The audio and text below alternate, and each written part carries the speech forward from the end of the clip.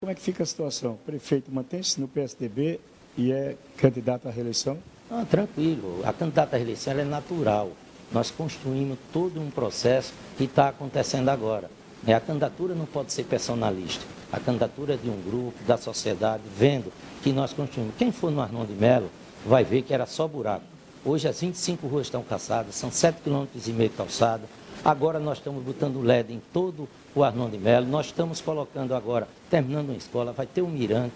Esse é um papel do prefeito. Primeiros 2 anos foi para organizar a casa, eu tive que fazer prestação de conta à CGU, tive que fazer prestação de conta ao Ministério Público e a partir daí fazer todo o processo licitatório.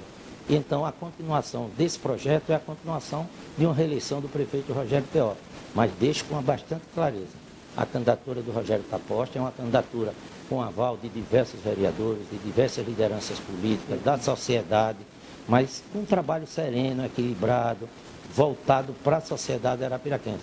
No partido, eu estive ontem com o presidente nacional do partido, o presidente do PSDB de Arapiraca, é meu filho, o Moacir Teófilo, um advogado, um jovem, e que na quinta-feira nós vamos estar aqui num bate-papo com o presidente do PSDB, Rodrigo Cunha, que representa um processo político no Brasil e que nós fazemos parte do partido.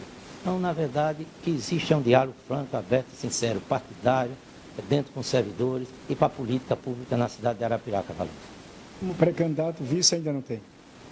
Você só discute majoritário até o final desse mês, nós vamos discutir proporcional. Na verdade, é o que faz o diálogo. Até o dia 2 ou dia 3 de julho se discute o processo proporcional. E candidatura de vice é uma candidatura de conjuntura. Isso deve acontecer lá, eu sou paciente, lá para o mês de junho ou na véspera da eleição. Esse é o processo e a dinâmica que a gente precisa ter. Serenidade, equilíbrio e paciência no processo político.